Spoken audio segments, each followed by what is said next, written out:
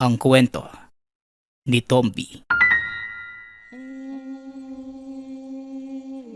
Ang kwentong ito ay hango sa totoong buhay. Mula ito sa isa nating tagapakinig na itago na lang natin sa pangalang Isagani. Walang eksaktong taon, probinsya ng Negros.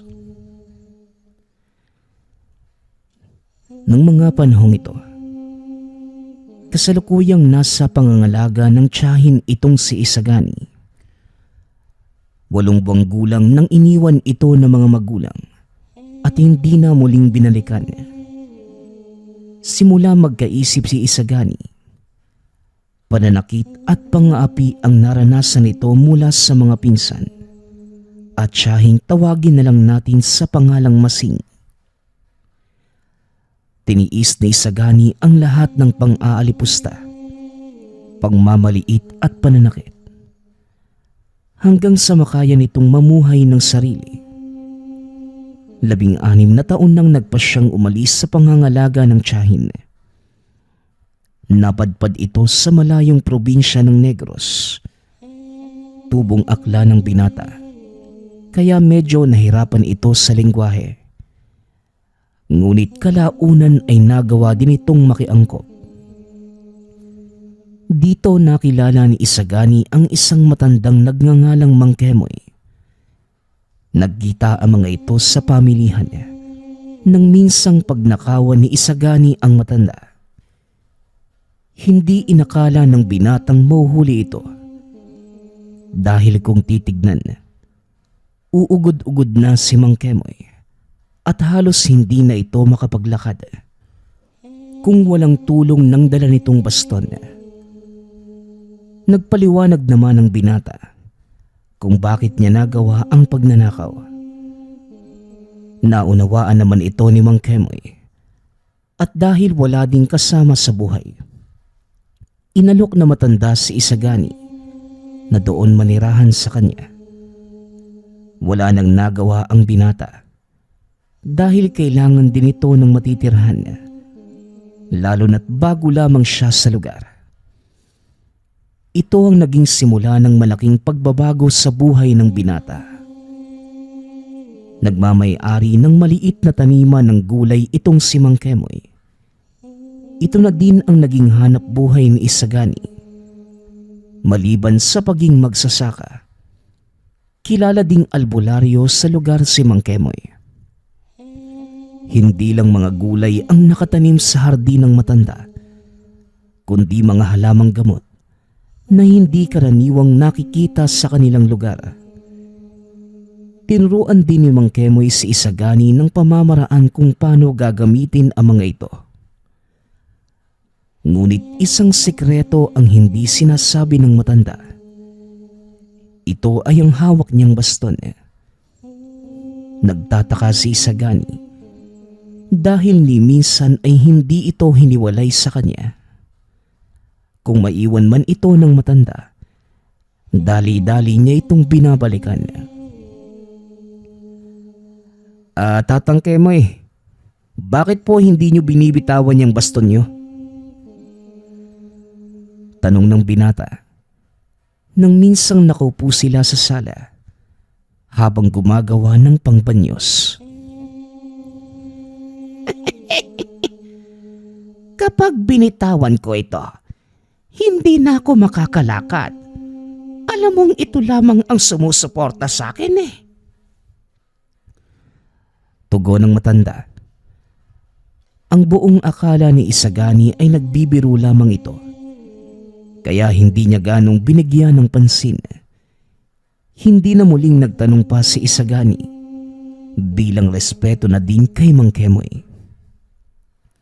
Ngunit ang isa pang ipinagtataka ng binata, kung paano itong nakakakilos ng mabilis sa kabila ng katandaan. Napakadaming katanungan ng binata sa isipan, ngunit hindi ito mabigyang kasagutan ni Mang Kemoy na tila may kung anong iniingatan. Marami ang nagpapagamot sa matanda, lalo na ang mga nababalian o nabibinat sa panganganak dahil sa kakaibang kahusayan nito sa panghihilot. Lahat ng kaalaman ng matanda itinuro nito kay Isagani, maliban na lamang sa isa. Alam ng binatang may kung anong lihim na karunungang nakatago sa baston nito. Dahil nakita ni Isagani ang mga sinaunang titik na nakaukit dito. Uy tatang, ano po ba talagang sikreto ng baston na yan? Matagal ko na pong itinatanong sa inyo pero hindi nyo naman po sinasagot. Tanong ng binata. May dahilan kung bakit hindi ko sinasagot ang mga tanong mo. Mag-antay ka lang, Isagani. Sa tamang panahon, malalaman mo din ang lahat. Ito palagi ang tugon ng matanda sa tuwing tinatanong ni Isagani ang tungkol sa baston. Ngunit isang araw, siya mismo ang nakatuklas ng lihim nito. Isang pasyente ang lumapit sa kanila. Punong-puno ng sugat ang katawan niya. Tila nabubulok na din ang ilang daliri sa kamay at paa. Inakala ng mga kaanak na ketong ito. Ngunit walang nakitang indikasyon ang mga eksperto. Ayon pa sa mga ito, pangkaraniwang sugat lamang ang natamo ng pasyente na dulot ng maruming tubig.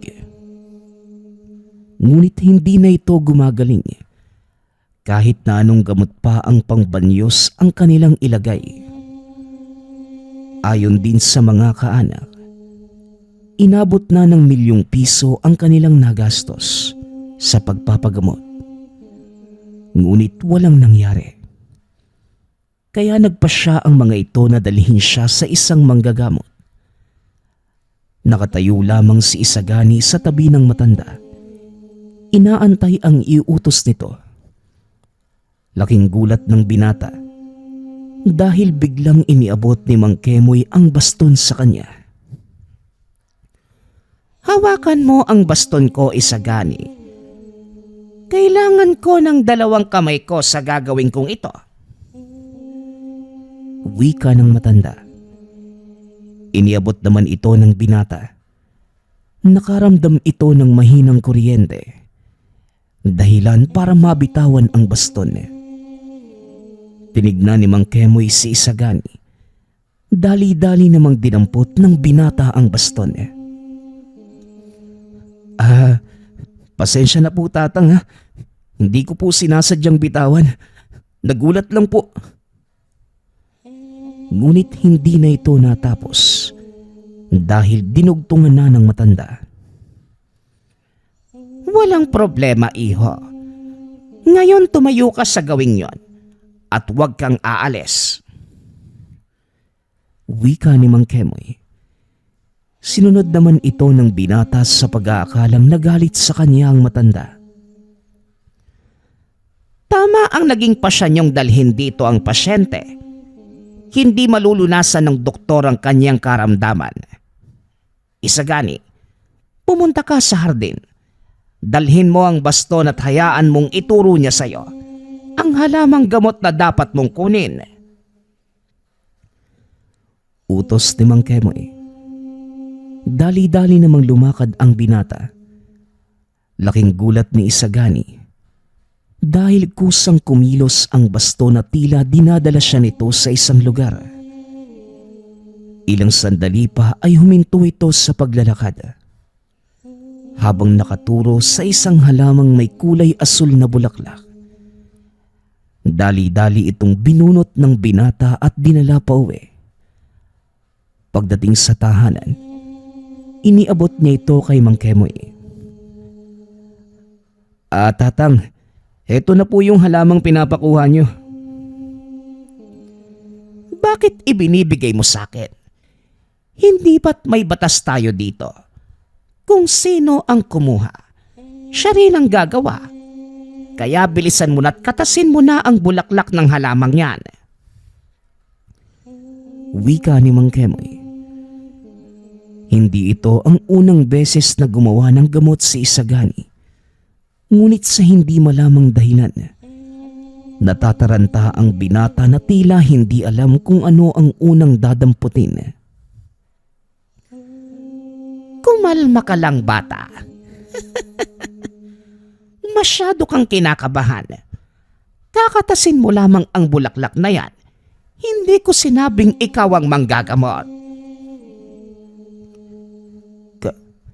Kakatasin. Tama. Kakatasin ko nga lang pala to. Asa na ba yung sangkalan? Tugon ng binata habang paikot-ikot sa sala. Ano bang gagawin mo sa sangkalan, iho? Kunin mo ang pandikdik. Dikdikin mo ang bulaklak at pigain. Wika ni Mang Kemoy. Dali-daling pumunta ng kusina si Isagani. Sinimulang gawin ang inuutos na matanda. Matapos itong pigain, dinala ng binata ang katas nitong malaube sa matanda. Magaling, Isagani. Maraming salamat. Makakaupo ka na. Wika ng matanda. Pinagpapawisan pa din ng malamig ang binata habang nakaupo at pinapanood ang ginagawa ni Mang Isagani. Inihalo nito sa langis na pangbanyos ang katas ng bulaklak. Biglang humalimuyak sa buong bahay ang napakabangong samyo nito. Dinasala ng matanda ang mangkok na naglalaman ng pinaghalong katas ng bulaklak at lana, sabay pahid sa katawan ng lalaki. Napapasigaw pa sa sakit ang pasyente, ngunit pilit itong sinasabihan ni Mang Kemoy na huminahon niya. Tiisin mo lamang ang sakit. Dahil susunugin ng katas ng halamang gamot na yan ang anumang insektong nilagay ng mambabarang sa iyong katawan. At siya nga pala, Isagani, kunin mo ang dahon ng halaman. Kailangan ko ng 9 na piraso. Itapat mo sa baga at lagyan ng lana. Utos na matanda. Dali-dali namang tumayo si Isagani. Sinunod ang utos ni Mang Kemoy. Ilang sandali lang ay nakabalik na ang binata. Dala ang 9 na dahong nilagyan ng lana. Itinapal ito na matanda sa katawan ng pasyente at sa hindi malamang dahilan, tila unti-unting natutuyo ang mga sugat nito. At sa tuwing aalisin ni Mang Kemoy ang mga dahon, sumasama ang mga tuyong balat ng pasyente. Nanlaki ang mga mata ni Isagani. Nawala ang lahat ng mga galos at sugat sa katawan ng lalaki. Maging ang mga daliri nitong nabubulok. Unti-unti na ding gumagaling. Gabi na nang matapos ang gamutan. Kinakausap ni Mang Kemoy ang pasyente, habang si Isagani naman ay nagliligpit ng mga ginamit ng matanda sa panggagamot. Matapos maibigay ang lahat ng panuto, binigyan din ng matanda ng pangontra ang pasyente bago ito nagpaalam. Mabuti naman at nagawa niyong pagalingin yung pasyenteng yun, tatang. Ay, salamat. Natapos na din. Wika ng binata. Hindi pa tayo natatapos, Isagani. Gusto mo bang manghuli ng salagubang? Salagubang, tatang? Gabi na po ah. Baka pwede naman na ipagpabukas na yan. Hindi na maaaring ipagpabukas. Dahil tuluyan ng mawawala ang bisa ng ginawa kong dasal. Nakatakas ang mga kulisap na ginamit ng mambabarang. At hindi na natin siya mauhuli kapag nagkaganon. Nagulat ang binata sa sinabi ng matanda. Ito ang unang pagkakataong makakaengkwentro ng totoong mambabarang si Isagani. Ni sa hinagap, hindi nito inaakalang totoo ang mga ito. Mambabarang, Tatang? Naku, mukhang delikado yata yan. Saka bakit naman manghuhuli ng mambabarang? Mambabarang ang nagbigay ng sakit sa taong yon. At kung hindi natin siya pupuksain, hindi rin gagaling ang sugat ng pasyente. Walang kwenta ang ginawa nating panggagamot kung hindi natin ito tatapusin. Pagpapaliwanag ng matanda. Wala nang nagawa si Isagani, kundi ang sumunod. Ngunit napagtanto nitong hawak pa din niya ang baston. Nanlaki ang mga mata nang makitang naglalakad ng mabilis ang matanda palabas ng tahanan. Dali-dali niya itong sinundan at tinawag. Tatang, sandali lang ho, yung baston nyo. Sigaw ng binata. Sinabi ko bang iabot mo sa akin? Hala sige, ikaw ang magdala niyan hanggang sa makarating tayo sa tahanan ng mambabarang. Wika ng matanda. Hindi maunawaan ni Isagani ang gustong gawin ito. Kaya naman habang naglalakad, kinausap niya si Mang Kemoy. Tatang Kemoy, kung kalokohan na naman tong iniisip niyo, hindi na po nakakatuwa. Gabi na oh, naglalakad pa tayo sa gitna ng kagubatan. Hindi kalokohan ang tumulong sa iba, iho, at pumuksa ng mga taong perwisyo ang dulot sa kapwa. At isa pa, hindi ba't gusto mong matutunan ang lahat? Pwes ito na ang oras.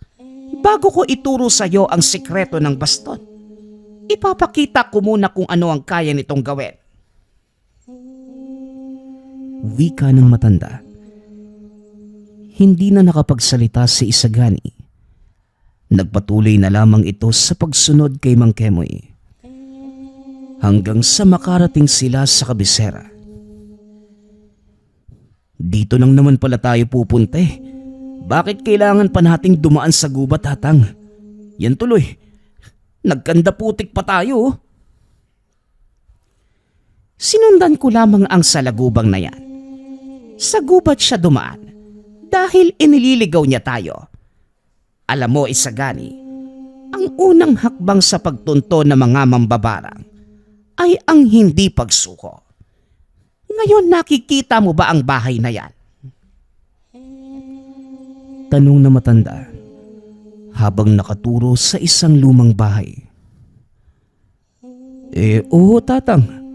Yan na po ba yung bahay ng mambabarang? Hindi. Yan ang pinakalumang bahay dito sa bayan. Ayon ang bahay ng mambabarang. Nasa kabilang kanto. Tara na't puntahan na natin ang matapos na ito. Wika ng matanda. Napakamot na lamang si Isagani dahil nagagawa pa nitong magloko sa kabila ng katotohanan na mapanganib ang kanilang pakay sa lugar. Pagkarating sa sinasabing bahay na matanda, inutusan nito si Isagani na kumatok gamit ang baston. Ikaw na ang kumatok, iho. Gamitin mo ang baston. Tandaan mo, Isagani, wala kang hahawakang anumang parte ng tahanan na yan. Huwag kang mag-iiwan ng bakas. Ultimo putik sa tsinelas mo. Tanggalin mo bago ka tumuntong sa kanilang atangan. Mamaya ka na magtanong. Sundin mo na lamang ang aking sinasabi. Wika ni Mang Kemoy. Naglakad si Isagani at sinunod ang sinabi ng matanda. Ipinagpag nito ang putik ng tsinelas. Kumatok gamit ang baston. Ilang ulit itong ginawa ng binata at maya-maya pa. Nagbukas ang pinto at isang matandang lalaki ang lumabas. Magandang gabi sa iyo, iho. Anong kailangan mo sa akin? Tanong na matanda. Sa pagkakataong yun, si Mang Kemoy ang sumagot. Huwag ka nang magmaang-maangan, Melchor. Alam mo kung ano ang pakay namin dito. Bibigyan kita ng pagkakataon. Kalasin mo ang sumpa sa katawan ng naging pasyente ko. Dahil kung hindi, tayo ang magtutuos. Ikaw ang makikipagtuos. Bakit parang iba na ang may hawak ng baston mo? Tanong na matanda. Hindi malaman ni Isagani ang gagawin. Kaya nagpa siya itong maglakad papunta kay Mang Kemoy. Ngunit pinigilan ito na matanda. Huwag kang aalis sa kinatatayuan mo, Isagani. Hindi mo ba nadidinig ang sinabi ng matandang yan? Ikaw ang may hawak ng baston. Kaya ikaw ang magpapasya kung ano ang gagawin. Kagaya ng narinig mo, hinamon ko sa isang pagtutuos ang mambabarang na yan. Sa oras na hindi niya sundin ang sinabi ko. Bigyan mo ko ng sapat na dahilan para kalasin ko ang ginawa ko sa taong yon. Isagani, narinig mo ba ang tanong na matanda? Ano daw ang matinding rason kung bakit kailangan niyang kalasin ang ginawa niya sa pasyente natin? Wika ni Mang Kemoy. Saka pa lamang napagtanto ng binatang nakasalalay sa kanya ang ikagagaling ng pasyente. Wala naman sigurong dahilan para saktan mo yung taong yun. May mga anak siyang binubuhay. At siguro, sapat ng dahilan ng mga kawawang batang yun para kalasin mo ang sumpa sa kanya.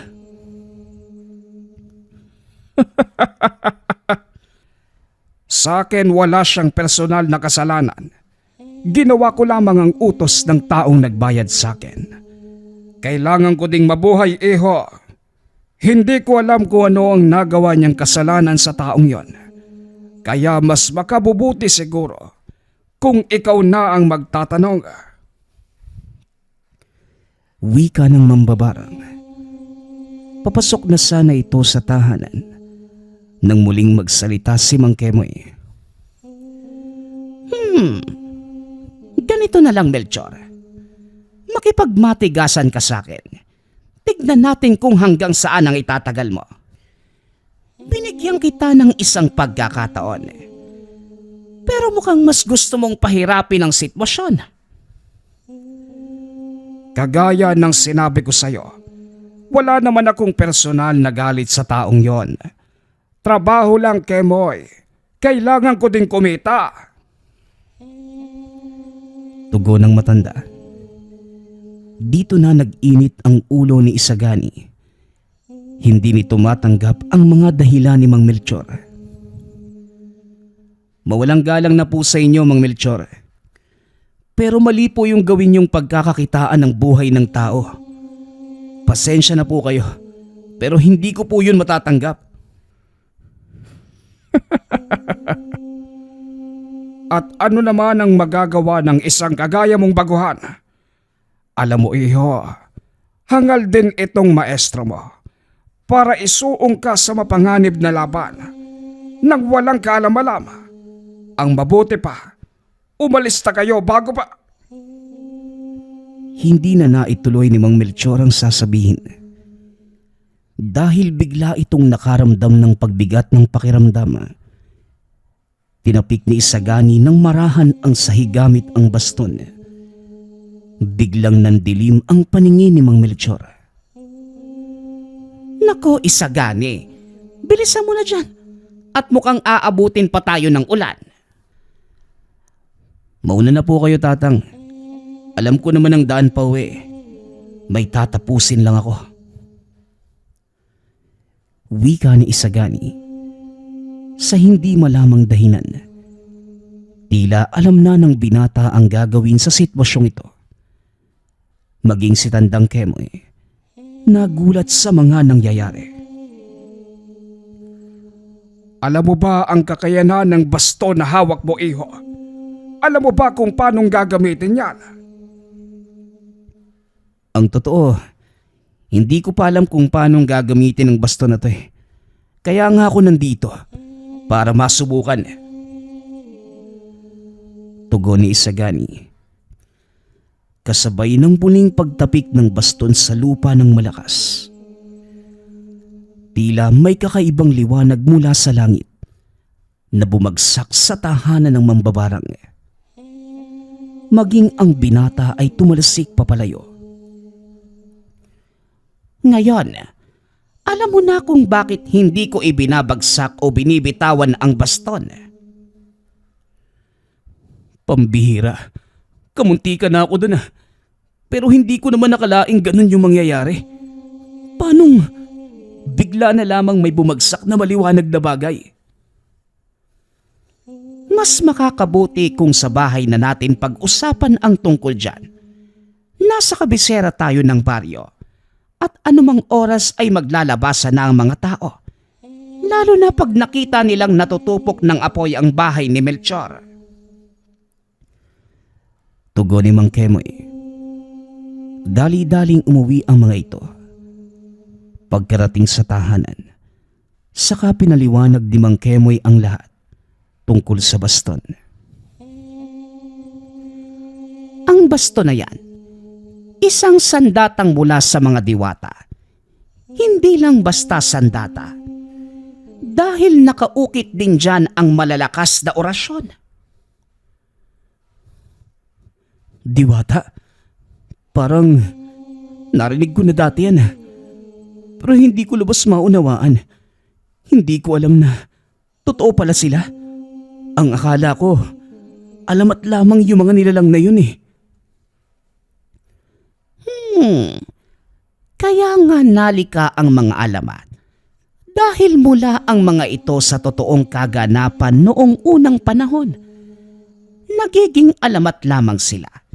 Dahil unti-unti nang nawawala ang kanilang legasiya at tanging sa aklat na lamang makikita. Kaya nga po tatang eh. Pero sige na po, ituloy na po ninyo ang kwento tungkol sa baston. Ay teka, nasa na nga ba ako? Wika ni Mang Kemoy. Sabay taas ng baston. Laking gulat ni Isagani nang bigla itong nagliwanag. Naging gintong espada ang hawak nitong kahoy.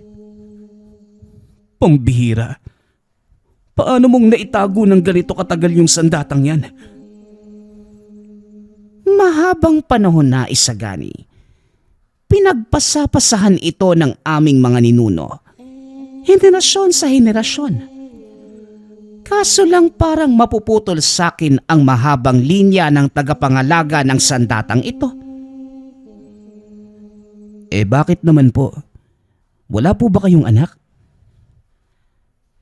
Wala akong anak, Isagani. Mag-isa lamang ako sa buhay. Simula nang tanggapin ko ang tungkulin bilang tagapangalaga, pinili ko din ang mag-isa. Masyadong mapanganib ang buhay na tinahak ko. At ayokong may madamay na mahal ko sa buhay. Nagkaroon ako ng kasintahan noon. Ang pangalan ay Narcisa. Kagaya ko, isa din siyang anak ng mahusay na manggagamot. Pareho kami ng hilig at sabay naming pinag-aralan ang lahat ng bagay tungkol sa mga kakaibang pamamaraan ng panggagamot. Kaunting pagbabalik tanaw. Nung mga panahong ito, nasa 22 anyos pa lamang si Kemoy. Panganay sa 5 magkakapatid. Nag-iisang lalaki sa kanilang pamilya. Tinutukan ito ng husto ng ama para mas matuto sa larangan ng panggagamot. Tandaan mo, Kemoy, hindi lang nagtatapos sa panggagamot ang ating tungkulan. Isang mahalagang misyon ng habang buhay na nakaatang sa ating angkan. At ito ay pangalagaan ng espada ng mga diwata. Wika ni Mang Lauro. Alam ko naman po yan, tay. Simula 7 taong gulang pa lang ako. Palagi na ninyong pinapaalala sa akin ang katungkulan na yan. Pero ni minsan, hindi ko pa nga yan nakikita eh. Ano ba talagang itsura nun? Darating ang panahon, magpapakita sa iyo ang espada. Pero sa ngayon, sundin mo muna ang lahat ng sinasabi ko. Ikaw ang tanging nakikita kong karapat-dapat. Kaya sana ay hindi ako mabigo sa iyo, Kemoy. Tugon ni Mang Lauro. At dahil sa tawag ng tungkulin, nagpatuloy sa pag-aaral at pagsasanay si Kemoy. Naging mahusay itong manggagamot at kinilala sa pinagmulang bayan na si Quijora. Dumating ang panahong si Kemoy na ang halos gumaganap na mga gamutan dahil unti-unti nang humihina ang katawan ng ama. Nang mga sandaling yun, katuwang nito ang anak ng kaibigan ng ama na si Narcisa. Ito ay sa paglalayong mas mapalawak ang kaalaman ng dalawa. Kalaunan, naging malapit ang mga ito at naging magkasintahan. Sabay na pinaunlad ng mga ito ang kaalaman. Palaging nag-iikot sa kabundukan upang mangalap ng mga kakaibang halamang gamot. Dahil sa likas na kakayanang taglay ni Narcisa, nagawa nilang magtayo ng malawak na hardin na punong-puno ng mga hindi pangkaraniwang halamang gamot. Sa paglipas ng panahon, inipon ni Kemoy ang buto ng bawat uri ng halamang gamot na tumutubo sa lugar para kung sakaling maubos ang mga naunang itinanim ay may papalit kagad. Maayos naman ang pamumuhay ng mag-anak. Walang gumagambala sa katahimikan ng lugar dahil bukod sa kilalang manggagamot ang angka ni Kemoy, kinakatakutan din ang mga ito bilang mabalasik na mamamatay mambabarang. Ngunit dumating ang isang hindi inaasahang sakuna na naging dahilan ng tuluyang pamamaalam ng ama ni Kemoy. Ngunit bago ito mawala, ipinasa na niya ang baston sa binata. Hindi alam ni Kemoy ang gagawin sa baston ng mga oras na yun. Hindi ito lubos naniniwala sa ama na ang baston na yon ay ang espadang pinakaiingatang sandata. Ngunit tila pinag-adya ng panahon na malaman ng binata ang nakatagong lihim ng sandata. Kumalat sa buong bayan ang tungkol sa pagkamatay ni Mang Lauro, maging sa mga nakalaban nito at mga kapwa manggagamot na naiinggit sa matanda. Nagkaisa ang mga itong tuluyang pabagsakin ang lahi ni Mang Lauro. Ito ay sa pamamagitan ng pagpatay sa kanyang mga natitirang kaanak. Walang kaalam-alam si Kemoy na siya na lamang pala ang naiwan sa kanilang magkakapatid.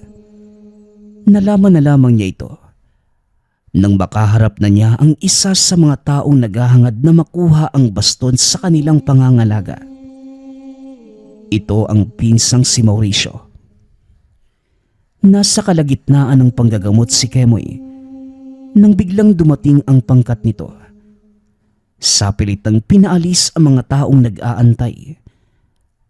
Nang madinig ni Kemoy ang kaguluhan, dali-dali itong lumabas at laking gulat ng binata dahil nakita nitong nakatayo sa bakuran ang pinsan. Magandang hapon sa'yo, pinsan. Matagal na panahon din tayong hindi nagkita. At hindi ko alam, patay na pala si Tio Mauricio. Oo, Mauricio. Patay na si tatay. Kaya hanggat maaari, irespeto mo ang kanyang kaluluwa. Nasa kalagitnaan ako ng gamutan. Kaya kung maaari, antayin mo kung matapos. Saka kita harapin. Hindi mo na kailangang tapusin ang gamutang yan. Ako na mismo ang tatapos para sa'yo. Wika ni Mauricio. Matapos ay biglang nangisay ang pasyente. Nalagutan ng hininga. Nagsipagbagsakan din ang ilan sa mga nasa loob ng tahanan ng binata, kasama si Narcisa. Anong ginawa mo? Wala silang kinalaman sa mga nangyayari, Mauricio. Itigil mo yan! Hihinto lang ako kung ibibigay mo sa akin ang baston.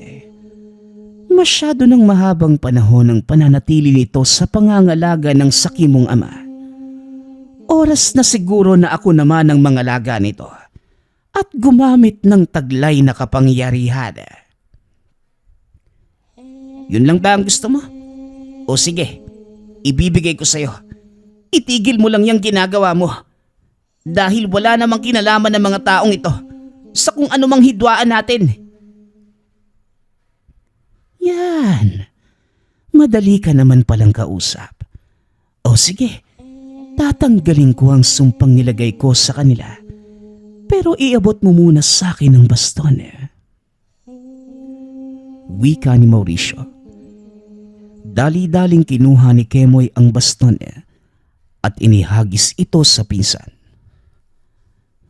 O yan, hawak mo na ang baston. Ngayon pakawalan mo ang mga taong ito. Huwag kang mag-alala, Kemoy. May isang salita ako. Wika ni Mauricio. At sa isang pilantik lamang, nawala ang kung anong nararamdaman ng mga tao. Ngayong nakuha mo na ang gusto mo, makakaalis ka na. At pakiusap, huwag mo na akong guguluhin. Makakaasa ka. At sa pamamagitan ng kapangyarihan ng bastong ito, may isasagawa ko na ang matagal ng plano ni tatay. At yun ay talunin kayo ni Mang Lauro. Nagtagumpay ka na, Mauricio. Ano pa bang gusto mong mangyari? Ang tuluyan kang mawala sa landas ko. Wika ni Mauricio. Sabay tutok ng baston kay Kemoy ngunit walang nangyari. Mukhang hindi mo alam kung paano gamitin ang baston na yan eh. Masasayang lang yung pinaghirapan mo kung walang pakinabang sa iyo ang bagay na matagal mo nang inaasam. Wika ni Kemoy habang itinatayo si Narcisa, maging ang iba pang mga nasa loob ng tahanan. Delikado ang gagawin niya, Kemoy. Baka mapahama ka. Paano kung aksidente niyang matuklasan ng paggamit ng baston? Wika ni Narcisa. Kilala ko ang pinsan ko, Narcisa. Mahina pa sa manok yung utak niyan. Kung inaakala niyang naisahan niya ako, nagkakamali siya. Tugon ni Kemoy. Muli nitong ibinaling ang tingin kay Mauricio, na nooy pilit pa ding inaalam kung paanong pagganahin ng baston. Huwad na baston ito. Hindi gumagana. Naisahan mo ko, Kemoy. Nasaan ang tunay na baston? Hindi kita naisahan, Mauricio. Yan ang totoong baston. Pero gagana lamang ito kung ang gagamit niyan mula sa angka natin. Baka ikaw ang peke. Mula ko sa mataas na linya ng ating angkan, alam nating pareho yon. At kung merong mangkarapat dapat sa bastong ito, walang iba kundi ako. O ayan, hawak mo na yung baston eh. Ang kailangan mo na lang gawin, patunayang karapat dapat ka para kilalanin kita. Nagulat ang binata dahil biglang lumitaw ang isang lalaki sa likod ni Narcisa. Tinutukan ito ng patalim sa leeg. Ituturo mo sa akin kung paanong gagamitin ang baston. Kung ayaw mong laslasing ko ang leeg ng babaeng yan. Napalingon si Kemoy. Bahagyang kinabahan ngunit hindi ito nagpahalata. Kahit laslasin mo pa ang leeg ng lahat ng tao dito sa bayan, wala ka ding mapapala sa akin. Dahil namatay lang si tatay nang hindi tinuturo sa akin ang paraan kung paanong pagganahin yung baston na yan. Wika ni Kemoy. Sa sobrang inis ni Mauricio, inihagis niya ang baston. Nanlaki ang mga mata ni Kemoy dahil alam nito ang mangyayari sa oras na bumagsak ito sa lupa. Dali-daling isinara ni Kemoy ang pinto at saktong pagbagsak ng baston sa harapan ni Mauricio, bumulusok pababa ang malakas na liwanag. Dahilan para magtalsikan ang mga kasamahan nito at ilan pang kagamitan niya. Hindi nakapaghanda si Mauricio at ang pagsabog na yun ang naging dahilan ng kamatayan nito. Matapos ang kaganapan, pinili ni Kemoy na magpakalayo-layo nang hindi na nagpapaalam sa mga naiwan nitong mahal sa buhay. Sinunog din ng binata ang ginawang hardin para walang sino man ang gumamit nito sa hindi magandang gawain. Balik tayo sa kasalukuyan. Grabe naman pala yun nangyari sa inyo, Mang Kemoy. Pero si Manang Narcisa po, ano na po yung nangyari sa kanya pagkatapos nun? Hindi ko na alam, Isagani. Lumayo na ako sa lugar dahil alam kong hahabulin ako ng iba pang mga kaanak namin dahil sa pagkamatay ni Mauricio. Simula nun, ayoko nang may madamay pa sa delikadong buhay ko. At ngayong alam mo na ang totoo, mag-isip-isip ka na.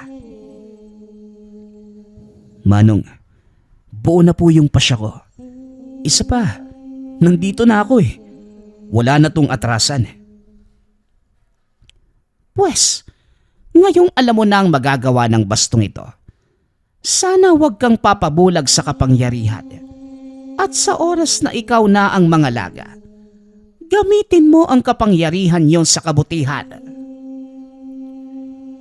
Nagulat si Isagani sa sinabi ng matanda. Tatang, seryoso po ba kayo? Pero sa totoo lang, hindi naman ako naghahangad ng ganitong uri ng kapangyarihan eh. Ang hinahanap ko lang, buong pamilya sa ilalim ng isang bubong na matatawag mong tahanan. Hinangad ko din ang ganyan, Isagani. Ngunit hindi ko nakamtan. Sana naman maisakatuparan mo ang pangarap mo na yan. Tugon ni Mang Kemoy. Matapos ang pag-uusap na yon, iniabot na matanda ang baston sa binata. Oh, bakit naman po ninyo ibinibigay sa akin ng baston? Ikaw na ang humawak niyan simula ngayon. Hindi ko nakakailanganin ang ganyang kalakas na kapangyarihan. Nagsisimula ka pa lang, kaya alam kong mas higit mong magagamit ito. Tugon ng matanda.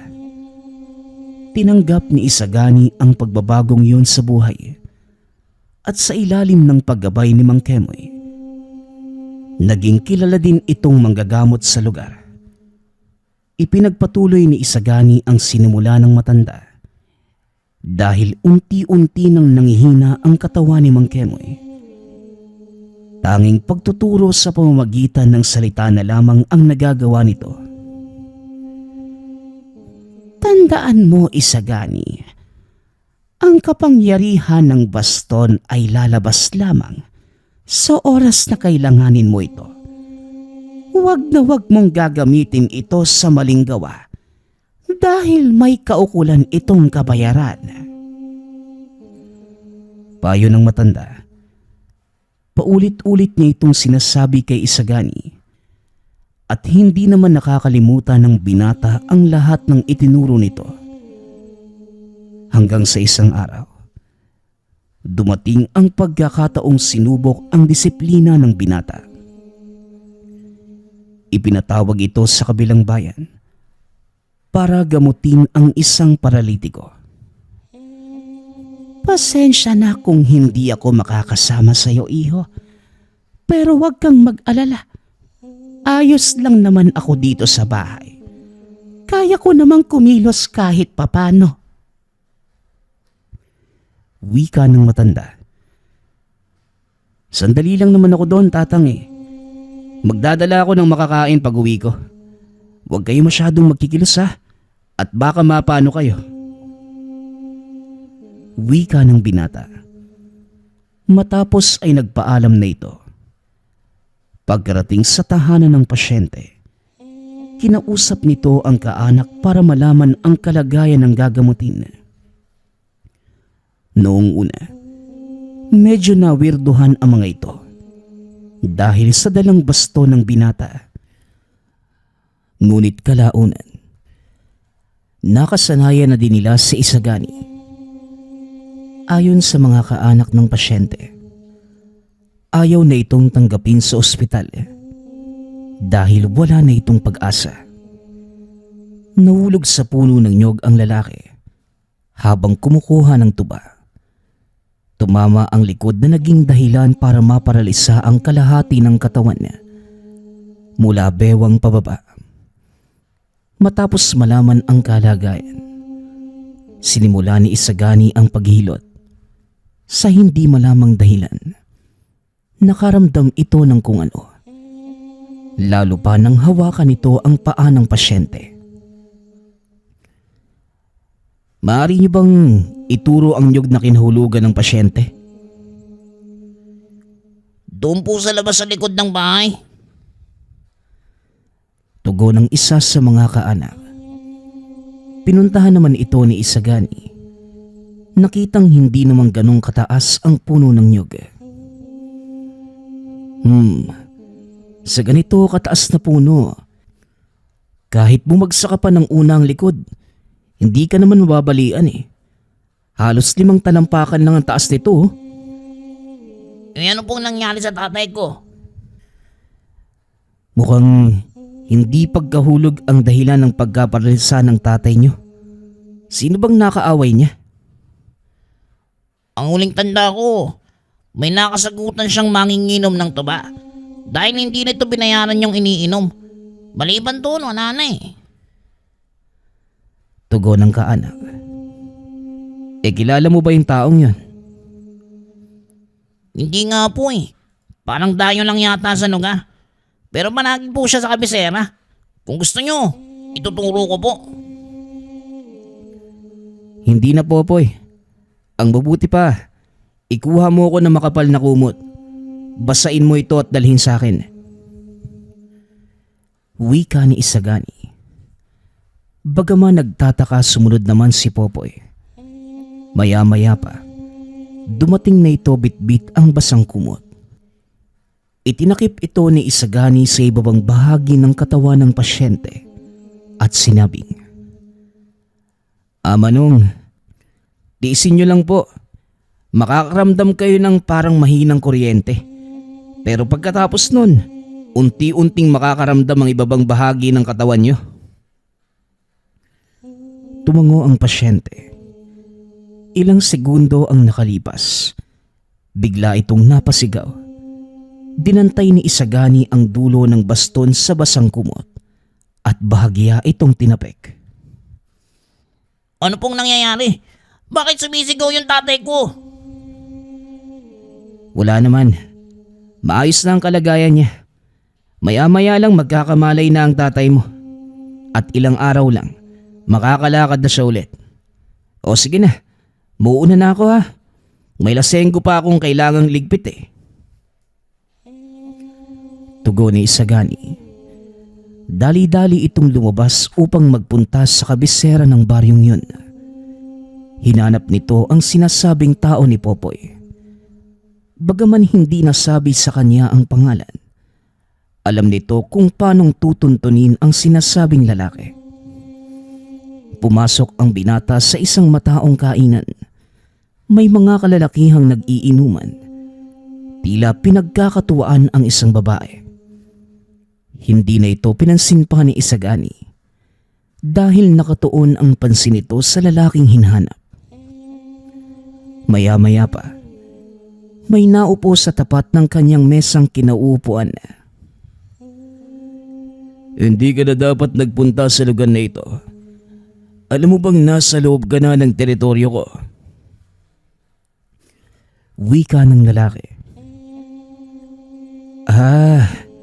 Ikaw pala yung taong nagbigay ng sakit sa pasyente ko. Oo, di na nga sana ako papasok sa lugar na to eh. Pero may kailangan kasi akong talakayin sa'yo. Ang pangalan ko nga pala ay Isagani. Ako naman si Javier. Masyadong masakit magsalita ang taong yun eh. Hindi niya dapat pinagsasalitaan na masama yung isang tao dahil lang sa isang garapon ng tuba. Ipinaramdam ko lang sa kanya ang nararapat. Huwag kang mag-alala. Hindi naman siya mamamatay eh. Yun nga lang, habang buhay na sana siyang lumpo. Kung di mo lang pinakialaman. Ginamot ko siya dahil may mga anak na kailangang buhayin ng taong yun. Tsaka sino ka ba para magbigay ng kaparusahan sa mga gaya niyang nagkasala? Hindi ba Diyos lang at batas ang may karapatang gawin yun? Diyos at batas. Nagpapatawa ka ba? Sa mundo natin, hindi umiiral ang sinasabi mo. Sa oras na naagrabyado ka, wala nang ibang paraan para maayos ang lahat, kundi ang gumanti. Matira ang matibay, bumagsak ang mahina. Ito ang mundo nating ginagalawan. Kaya tigasan mo ng konti ang ilong mo. At kung ayaw mong pagtulungan ka ng mga tauhan ko, lumabas ka na. Paano kaya yan? Kakarating lang ng kape ko eh. Pwede bang ubusin ko muna? Sayang naman yung masarap na kape kung iiwanan ko lang. Gusto ko ang ugali mo, manggagamot. Parang pamilyar sa akin ang mga estilo ko. Hindi kaya isa ka sa mga estudyante ng taong hinahanap ko? Kilala mo ba si Kemoy? Ngunit hindi nagpahalata si Isagani. Pero nagulat ito sa naging tanong ng kausap. Hindi ko kilala yung sinasabi mong tao. Bakit? Ano naman ang kinalaman ng Kemoy na yun sa usapan natin? Tama ka. Wala nga namang kinalaman ng taong yun sa usapan natin. Pero may pagkakatulad kayong dalawa eh. Sige na, umalis ka na dito bago pa ako tuluyang mapikon sa kayabangan mo. Wika ng lalaki. Ininom ni Isagani ang kape. Tinitigan ng nakakaloko ang kausap. O sige, aalis ako dito. Pero gusto kong tanggalin mo ang sumpa sa magtutuba. Kung hindi mo gagawin yon, wala ka nang maaasahang mga tauhan. Sa oras na humakbang ako palabas sa lugar na to. Ang lakas naman ng loob mo. Paano kung ayaw ko? Ikaw ang bahala. Pasya mo yan. Wala akong magagawa at wag mo lang akong sisisihin na hindi kita binalaan. Manong, pasensya na po ha. Ngayon pa lang humihingi na ako ng paumanhin. Wika ni Isagani. Dali-daling lumabas ng kainan ang ilan sa mga kumakain. Nang marinig ng mga ito ang sinabi ng binata. Masyado kang mayabang. Sige nga, tignan natin kung ano ang gagawin mo. Wika ng lalaki. Tumayo si Isagani at nagsimulang maglakad palabas ng kainan. Naiwang nagtatawanan si Javier at ang mga tauhan nito. Nang makalayo ng dalawang dipa ang binata, bahagya nitong tinapik sa lupa ang dulo ng hawak na baston. At pagbilang ng 3, matapos ay bumulusok pababa ang malakas na liwanag. Nawasak ang buong kainan at walang natira sa mga tauhan ni Javier maliban sa kanya. Sandali lang. Ikaw nga. Ikaw ang hinahanap ko. Ikaw ang mag-aaral ni Mang Kemoy. Hindi ako kalaban. At hindi ko hangaring sakta ng magtutubang yon. Ginamit ko lang siya para mapalabas si Mang Kemoy. Huwag kang mag-alala. Pagagalingin ko din siya. Pero isama mo ako sa tiyuhin ko. Tiyuhin? Sa pagkakaalam ko, wala nang natitirang kaanak si Tatang Kemoy. Kaya huwag kang magsinungaling. Hindi ako nagsisinungaling. Dalhin mo ako sa kanya at siya mismo ang magpapatunay ng lahat ng sinasabi ko. Huwag kang gumawa ng kalokohan kung ayaw mong tustahin kita. Pangako, wala akong gagawing masama. Saka yung mga taong yun, hindi ko naman talaga sila mga tauhan eh. Hindi ko nga kilala yung mga yun. Sira ulo ka? Ayan, tignan mo yung nangyari. Mabuti na lang walang napuruhan sa kanila. Tara na, umalis na tayo dito. Wika ni Isagani, sabay karipas ng takbo. Ilang sandali pa ay narating na ng mga ito ang tahanan ni Mang Kemoy. Nakupo ang matanda sa atanga ng bahay. Nang makita ito ni Javier, dali-daling tumakbo ang binata upang yakapin ito. Tiyo Kemoy, salamat sa Diyos at buhay ka pa. Ako po ito si Javier. Alam ko. Mabuti naman at nahanap mo ako. Ano, Javier? Kumusta ka na? Wala na pong oras. Kailangan na nating umalis dito. Sa mga sandaling ito, Tiyo, alam na ni Tiyo Franco ang kinaroroonan mo. Hayaan mo siyang dumating, Javier, nang matapos na ang lahat ng ito. Isagani, amin na ang baston. Hindi ikaw ang dapat humarap nito. Kagad namang iniabot ng binata ang baston. Laking gulat nito dahil bigla ang lumakas si Mang Kemoy. Ano po bang nangyayari, Tatang? May kinalaman pa din ba to sa away pamilya ninyo? Oo, Isagani. At ako ang dapat humarap sa kanila. Huwag kang mag-alala. Hindi pa namang kumukupas ang kakayanan ko. Nararamdaman ko na po sila, Tiyo. Naloko na. Mukhang nasundan nila ang enerhiya mula sa baston. Ito kasing mag-aral mo eh. Masyadong pasikat. Aba, kasalanan ko pa pala. Eh ikaw nga tong pasimuno ng lahat eh. Huwag na kayong magsisihan. Mas mabuti ng ganon nang matapos na ang lahat ng ito. Ilang sandali pa. Natanaw na ng matanda ang dalawang kataong naglalakad papunta sa kanilang kinaroroonan. Tumayo si Mang Kemoy at sinalubong ito.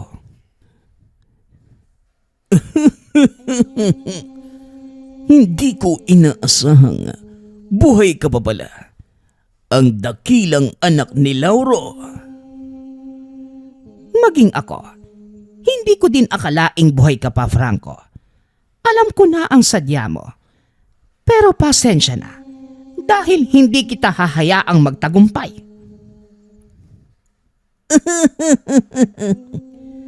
Alam kong hindi mo basta-bastang pakakawala ng baston ay mali. Ang espada ng mga engkanto, kaya sapilit ng ko lamang itong kukunin sa'yo. O sige nga, subukan natin. Tugon ng matanda. Nanlaki ang mga mata ni Isagani nang biglang nawala si Mang Kemoy sa kinatatayuan at napunta sa likod ni Franco. Dali-dali naman itong umiwas kaya hindi natamaan ng kakaibang liwanag. Mahusay ka pa din, lalo sa pag-ilag at pagtakbo, Franco. Pero tignan natin kung hanggang saan ang bilis mo. Wika ni Mang Kemoy. Tinapik ng mahina ang dulo ng baston sa lupa. Dumagundong ang kapaligiran at sa pagkakataong yun, hawak na niya ang kasama ni Franco. Bitawan mo ang anak ko, Kemoy! Bibitawan ko lang ang binatang ito. Kung mangangako kang hindi ka nababalik, alam mong hindi dapat mapunta sa mga kamay niyo ang baston. Ngunit mapilit pa din kayo. Nagpapakalayo-layo na nga ako, pero kayo pa din itong sunod ng sunod. Kailangan ko ang kapangyarihan ng baston na yan, Kemoy, para maibalik ang aking asawa. Nababaliw ka na, Franco. Hindi na maibabalik pa si Narcisa. Bakit hindi mo na lang tanggapin na wala na siya? Kagaya ng ginawa ko. Hindi, Kemoy. Hindi ako tutulad sa'yo. Tinalikuran mo siya at iniwan niya. Hindi mo alam kung ano ang nangyari sa kanya simula nang umalis ka. Kahit ikinasal na kami, ikaw pa din ang laman ng isipan niya. Bagay na lalo kong ikinagalit dahil kahit sa anong aspeto, hindi pa din ako manalo-nalo sa'yo. Wika ni Franco sabay sugot. Dali-dali namang itinulak ni Mang Kemoy ang hawak na binata dahil idadamay niya ito sa pagkasaksak sa matanda. Sa kasamaang palad, kasamang nabitawan ni Mang Kemoy ang baston at swerte namang napunta ito sa paanan ni Isagani. Dali-dali itong dinampot ng binata at inihampas sa lupa. Tila nahati ang kinatatayuan ni Franco at unti-unti itong nilamo ng lupa na naging dahilan ng kamatayan nito. Tumayo ang binata, bumunot ng sandata.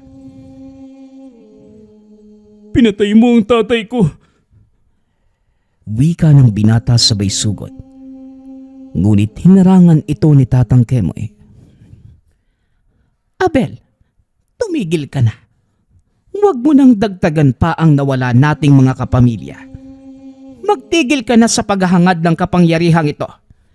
Hindi na pa sa kamay ng angka natin ang baston para pagharian ang mundo ng mga tao, kundi para maiwasang mapunta ito sa mga maling kamay. Iniatang sa atin ang pangangalaga sa baston, hindi para maging makapangyarihan, kundi para pangalagaan ito. Hindi para sa mga mortal ang kapangyarihang taglay ng bastong to. Tignan mo ang maaaring gawin ito sa kapaligiran. Maling-mali yung iniisip nyo. Nang italaga ang pamilya ni Tatang Kemoy bilang tagapangalaga. Kailanman, hindi naging sakim sa kapangyarihan ng kanilang angkan.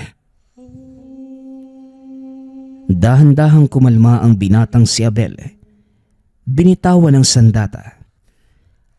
Napagtanto nitong tama ang sinasabi ni Isagani. Tama ka. Sa totoo lang, tinatanong ko din yung sarili ko kung bakit ako sumasang-ayon sa kagustuhan ni tatay. Huli na ang lahat para sabihin ko pang hindi sana ako nakinig. Wala na ako magagawa dahil wala na ang aking ama. Nawala man yung tatay mo, hindi ka naman nag-iisa. Narito si Mang Kemoy, si Javier. Pag-uusap ng dalawa. Matapos ang kaguluhang yun, tuluyang nagkasundo ang mag-anak. Kinausap din ni Mang Kemoy ang ilan pang natitira sa kanilang angkan at muling nakipagkasundo sa mga ito. Habang si Isagani naman, ipinagpatuloy ang panggagamot kasama si Javier at Abel sa ilalim ng pagsasanay ni Mang Kemoy. Naging mahuhusay na manggagamot ang tatlong binata. Sa paglipas ng mga taon, tuluyang na maalam si Mang Kemoy. Napagpasyahan ng mga kaanak nito na isama sa hukay ang baston. Nang sa ganon, wala nang maghangad pa ng kapangyarihan nito. Inilibing ang mga labi ng matanda sa mismong bakuran ng kanilang tahanan upang masiguro na walang sino man ang makakakuha. Ilang taon na ang nakalilipas, tuluyang nakalimutan ang tungkol sa baston.